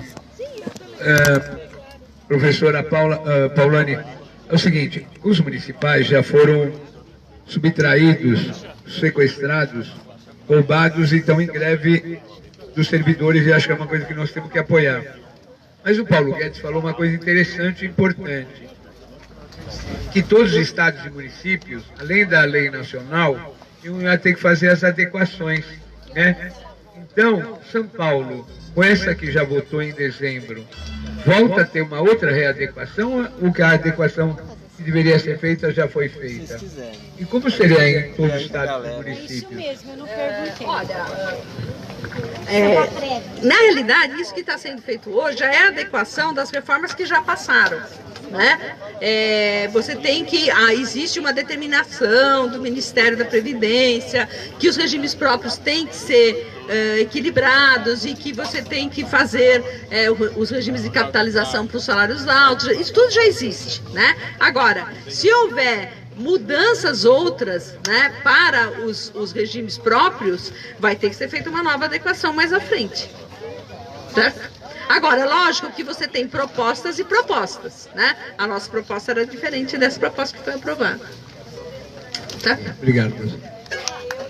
Pessoal, agradecer o seu João. João, levanta a mão aí. O seu João Alexandre é o nosso presidente da Associação dos Moradores e Mutuários. O Arthur, da Juventude Garantia de Luta. Gente, o Arthur é um fenômeno, é um jovem petista, mas ele é santista, porque normalmente os santistas são de 55 para cima, né? Não é? Marco, Mendonça, Alberto, então vamos encerrar por aqui. Mas o Arthurzinho está aqui firme. Eu queria agradecer a todo mundo e compartilha aí, depois que à tarde a gente coloca no YouTube e espalha por aí. Um abraço. Obrigado pela presença.